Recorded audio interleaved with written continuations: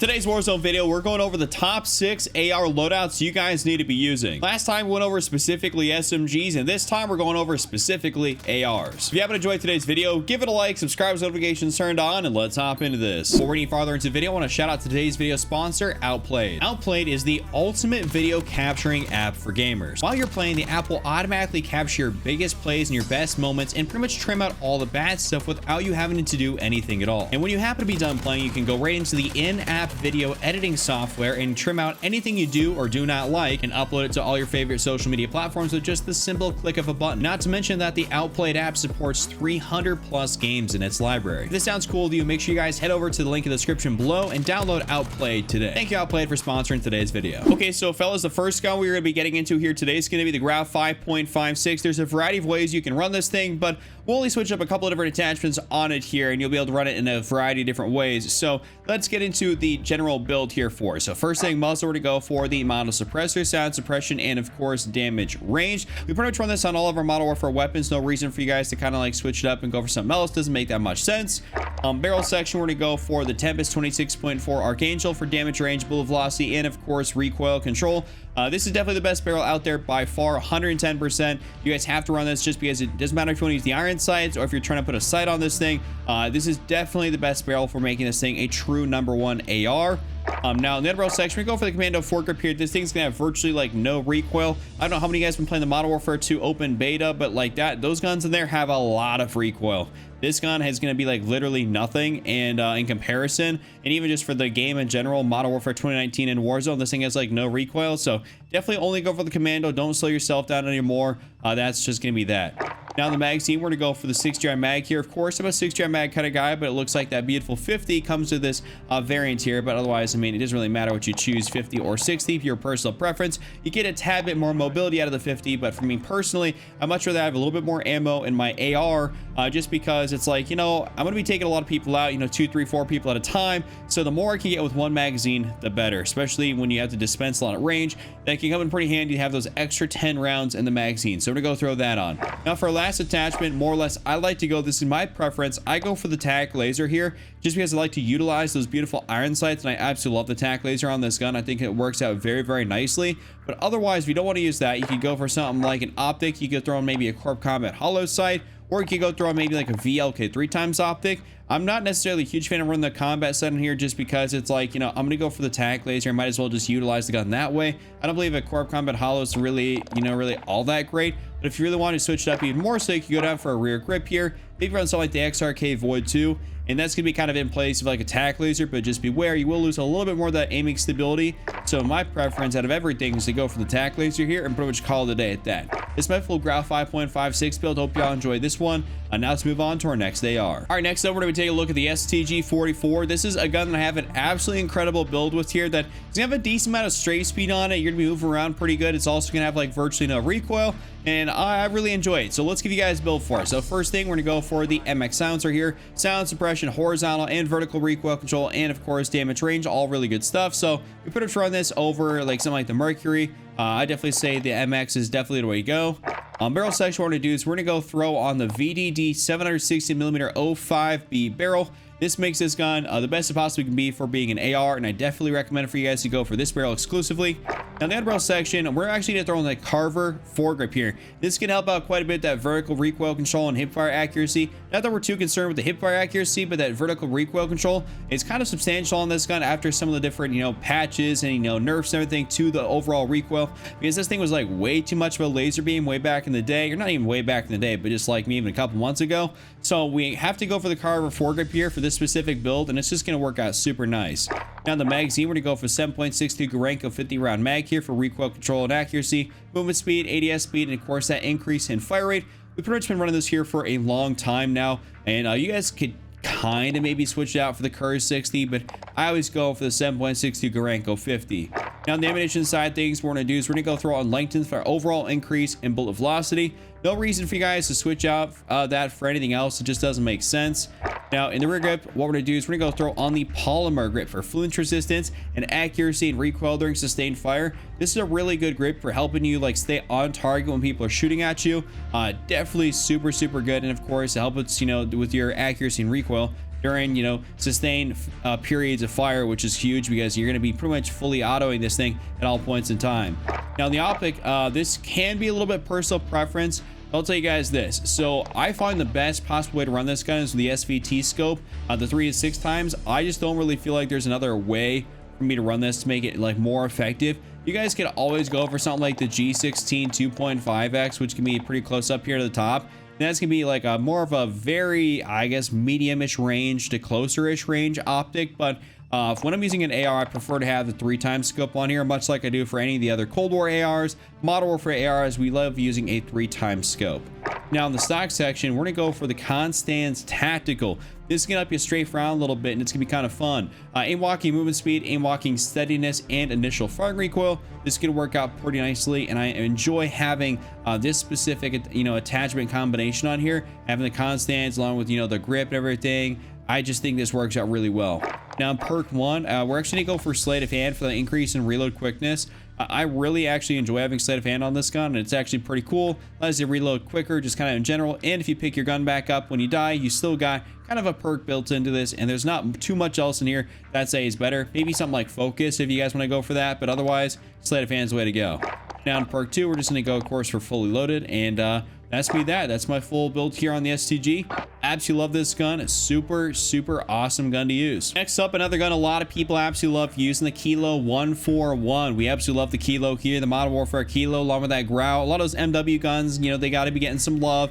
And there's a reason people like it. It's because it's a very low recoil, easy to use, easy to unlock and rank up. So let's hop into a build here for this thing. By the way, this is an old CDL camo I have on this gun. I saved that as a blueprint, you know, forever ago. You can't really get this on there anymore. It's a Cold War optic camo, I believe. First thing, muzzle, we're gonna go for the mono suppressor here, sound suppression, and of course damage range. Now in the barrel, we gotta go for this 110%, the Singard Arms 19.8 Prowler. Listen, I don't get it still. Some people try to debate me on running the SOCOM 16 over the 19.8 Prowler, and trust me, like, it looks like they do the same thing, right? You know what I'm saying? But the 19.8 Prowler does everything in the pros section better than the SOCOM ever will, and you 110% need that in Warzone here, especially with how every other damage TTK, the damage drop-off, you know, everything like that works. You 100% need the Prowler barrel to make this a truly effective AR. You're a little slower, of course, but that's how you run this gun. Like, seriously, that's just the best way to run it. Now, on a barrel, we're gonna go for the Commando foregrip here. I don't believe you need anything else. This is just very simple. These MW guns, very easy to control recoil-wise, so the Commando foregrip's gonna be great. A magazine, we're gonna go for the 60-round mag here. Of course, I'm a 60-round mag kind of guy, so I absolutely love going for that 60. Stay away from that 100. No reason to go for the hundo. Listen, it's gonna slow you down like an incredible amount, and it's not necessary to have 100 rounds in your Kilo. It may sound kind of cool in theory, but when you actually use it in game, you're like, wow, this is like a slow piece of crap. So just go for the 60. I mean, between 50 and 60.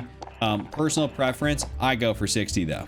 Now to finish off this build here, we got to go for an optic, and this is one of those guns where I absolutely love running an optic. So I got to go for a Corp Combat Hollow Sight. I don't personally have the blue dot unlocked because I'm lazy, but even regardless, you can still go for the Corp Combat Hollow. That's really fun to use. Or the VLK 3 times optic, that's my other choice. And I always tell people here, it's closer towards the bottom, but the PBX Hollow 7, this is pretty much the same thing as the Corp Combat, but it's just, you know, obviously looks a little different, a little bit cooler. So it's kind of up to you guys. Not going to make really much of a difference, but otherwise, Corp Combat or VLK, and you're going to have great success with either. By the way, if you're on the VLK, throw on the T-pose reticle, or even the base one, it doesn't matter. You're going to have great success with either. So this is my full build here on the Kilo. Hope y'all enjoy this one.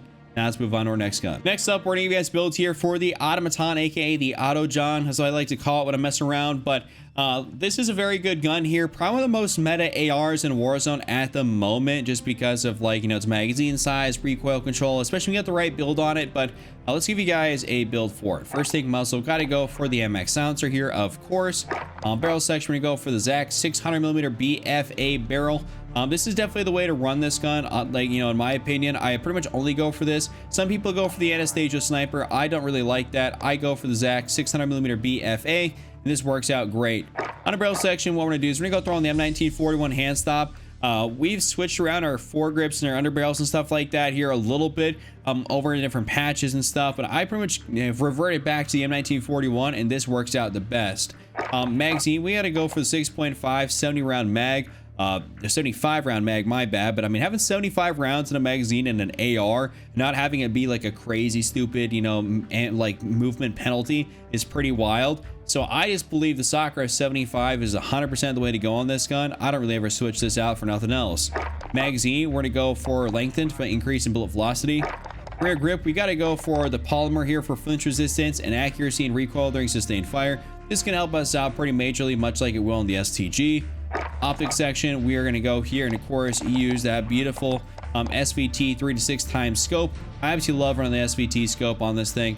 100% the way to go on this gun, or you can run something like the G16 2.5x, kind of up to you guys.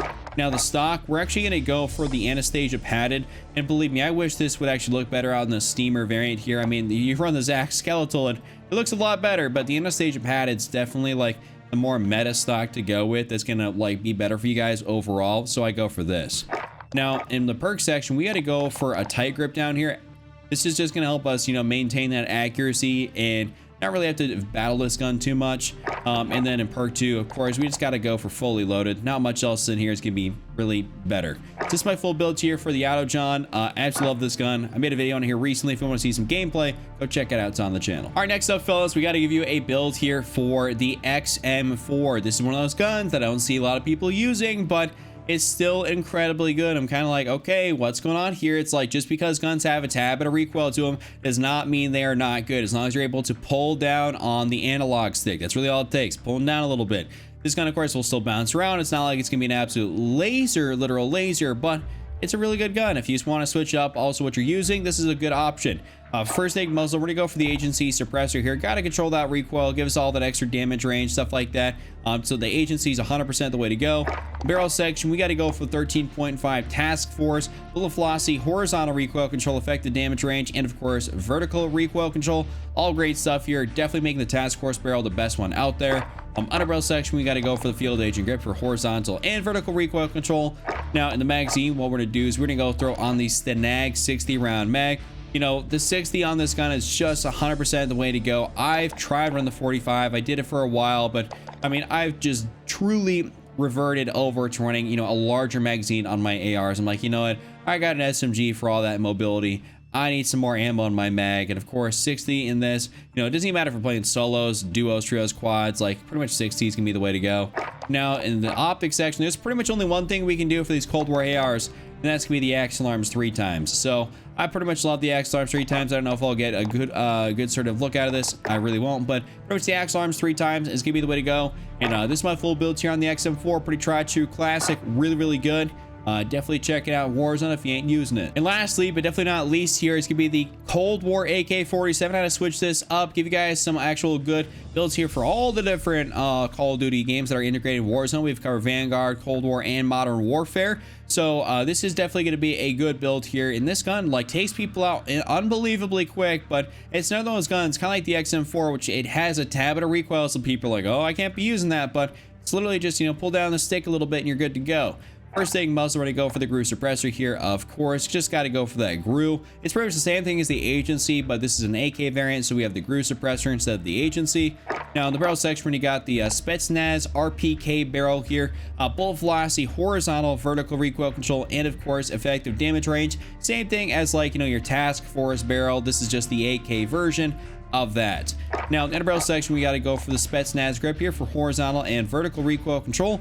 Always got to go for the Spetsnaz. I mean, it's just the best thing out here, and you 100% need that on this gun. Otherwise, it will kick around way too much.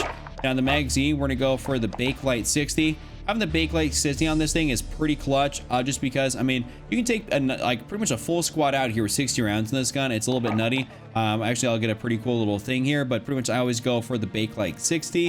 And then to finish off this build here, of course, we got to go for the Axle Arms 3 times like always. I mean, I just wish there was, like, you know, a holographic sight we could run on this thing. That would actually be good, but I just don't really see that anywhere in this category.